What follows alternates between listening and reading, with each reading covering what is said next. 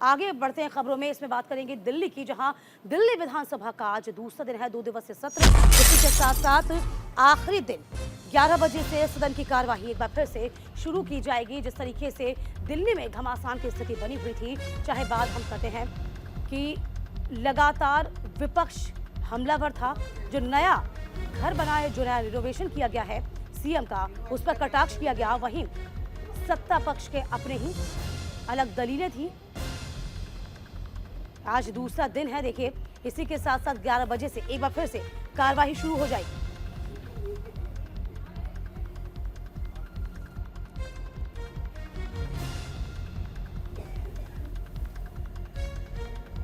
जिस तरीके से कहा गया था हंगामेदार रहेगा ये 2 दिनों का सत्र, इस पूरे सत्र को लेकर इससे पहले आपको बता दें, कहीं ना कहीं गृहमंत्री अमित शाह ने भी तंज कसा था, कहा था कि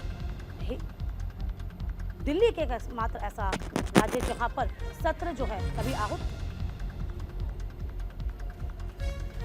समापन ही नहीं होता, और इसी के बाद ये दिल्ली विधानसभा का 2 दिवसीय सत्र रखा गया।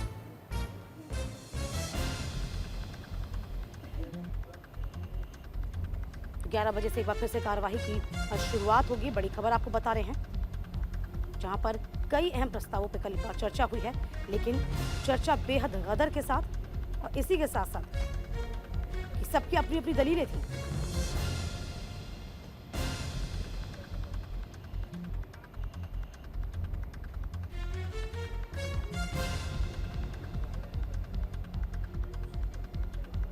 जैसे कि पहले उम्मीद लगाई जाती थी कि सत्र हंगामेदार रह सकता है, उसी को लेकर विधानसभा सत्र की शुरुआत भी हंगामेदार रही। बीजेपी के सवाल पर डिप्टी स्पीकर ने अपनी बात रखी। देखिए, सबसे पहले जब सत्र की शुरुआत हुई थी, एक शाम पहले ही कहा गया था कि प्रश्नकाल तो लगाया ही नहीं गया है। नमित त्यागी हमारे संवाददाता इस पूरी खबर पर नजर बनाए हुए हैं।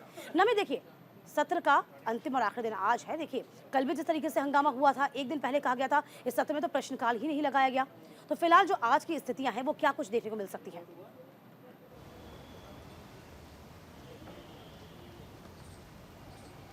देखिए, बिल्कुल दिल्ली विधानसभा के सत्र का आज दूसरा दिन है और आज भी इस सत्र के हंगामेदार रहने की आशंका जो है वो लगाई जा रही है। उसके पीछे वजह यह है कि दिल्ली के मुख्यमंत्री आज सदन के अंदर जो है वो संबोधित कर सकते हैं। इसके अलावा दिल्ली के मुख्यमंत्री नूह में जो हिंसा हुई, मणिपुर की जो घटना हुई, इसके साथ साथ जो दिल्ली सेवा बिल जो है वो कानून के रूप में पास कर दिया गया, उन तीनों मुद्दों पर केंद्र सरकार को जमकर दिल्ली के मुख्यमंत्री अरविंद केजरीवाल घेर सकते हैं। इसके साथ साथ बीजेपी की तरफ से कल जो मुद्दे उठाए गए थे, चाहे उसमें जो दिल्ली के अंदर जो यमुना की सफाई का मुद्दा हो या फिर कई ऐसे मुद्दे थे जो बीजेपी लगातार उठा रही थी, उन मुद्दों को लेकर बीजेपी लगातार हंगामा करेगी। साथ साथ जो बीजेपी के विधायक हैं वो मुख्यमंत्री अरविंद केजरीवाल के घर को लेकर भी जो सवाल हैं वो उठा रहे हैं कि इतना पैसा उनके घर में लगा है, वो मुद्दा उठ सकता है। साथ ही साथ कल हमने आम आदमी पार्टी के विधायकों को भी देखा था, उन्होंने सीधे तौर पर दिल्ली के अंदर जल बोर्ड के अंदर जिस तरीके से जो अधिकारी हैं वो पैसे को रिलीज नहीं कर रहे हैं, जिस वजह से दिल्ली के अंदर कई जगह गंदा पानी आ रहा है, लोगों को पीने का पानी नहीं मिल रहा है। ऐसे में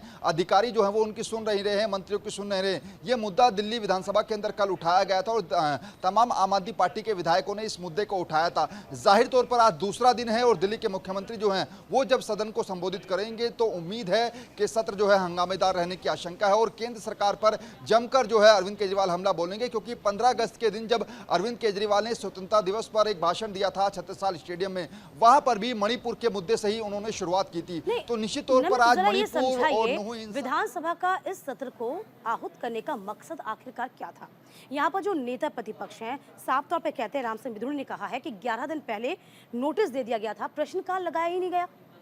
तो प्रश्नकाल नहीं लगता, ऐसा कौन सा सदन होता है? तो क्या अपने तरीके से अपने हिसाब से सदन को आहूत करना चाहता है पक्ष? नमित, देखिए, बिल्कुल कल जब बीजेपी के विधायकों से हमारी बातचीत हो रही थी तो उनका ये जरूर कहना था कि प्रश्नकाल नहीं लगाया गया। हालांकि कल हमने देखा था जो बीजेपी के विधायक हैं, अजय महावर हो या फिर जो नेता प्रतिपक्ष हैं रामवीर सिंह बिदूड़ी, इसके अलावा अभय वर्मा, विजेंद्र गुप्ता, इन तमाम लोगों को अपनी बातें रखने का मौका दिया गया था। और सुबह जब मेरी इनसे बातचीत हो रही थी तो इनका ये कहना था कि विशेष कोई मुद्दा नहीं है, लेकिन हमारे जो विधानसभा के अंदर के मुद्दे हैं उनको हम सदन के अंदर रखना चाहते हैं। तो निश्चित तौर पर कल मैंने देखा, चाहे अजय महावर की बात करें, मोहन सिंह विस्ट जो कि करावल नगर से विधायक हैं, उन्होंने भी अपने इलाके की जो समस्याएं हैं उनको सामने रखा सदन के अंदर, उनको बोलने का मौका भी दिया गया। लेकिन आज का दिन मैं इसलिए महत्वपूर्ण कह रहा हूं क्योंकि आज मुख्यमंत्री जो है वो सदन के अंदर बोलेंगे, तो ऐसे में उससे पहले अगर बीजेपी के विधायकों को बोलने का मौका दिया जाता है तो निश्चित तौर पर वो कल जो बात बता रहे थे कि अगर मुख्यमंत्री सदन में आते हैं तो उनके घर के बनाने के लिए जो मुद्दा लगातार छिड़ा हुआ, जिसको शीश महल का नाम बीजेपी के लोगों ने दिया था, वो मुद्दा भी आज सदन के अंदर गरमा सकता है। और इसके अलावा हमने ये भी देखा नमित पहले दिन कि आम आदमी की पार्टी के ही विधायक ने एक बड़ा मुद्दा उठा दिया। उन्होंने कहा कि पानी गंदा आता है, इसके अलावा जल बोर्ड का काम ठप पड़ा, यानी कि ये एक मूल मुद्दे हैं, जो मूलभूत मुद्दे हैं, इन पर चर्चा होनी चाहिए और यही एक वजह होती है सदन को आहूत किया जाता है। आप इन मुद्दों से तो भटक जाएंगे, इसके अलावा तमाम नेशनल मुद्दों पर बात करेंगे।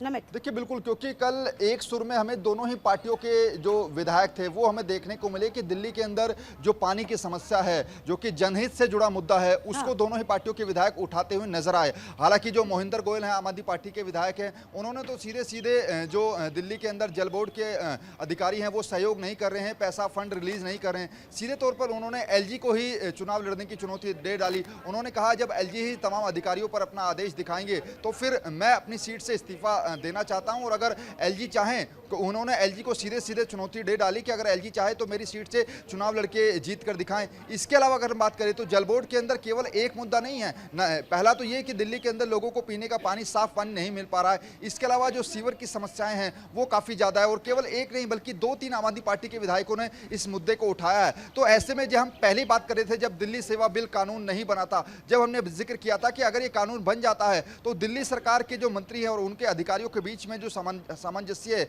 उसको बैठाना एक बेहद बड़ी चुनौती होगा। बिल्कुल बिल्कुल नमित, चलिए नजर बनाए रखिएगा। बहुत शुक्रिया आपका तमाम जानकारी देने के लिए आपका।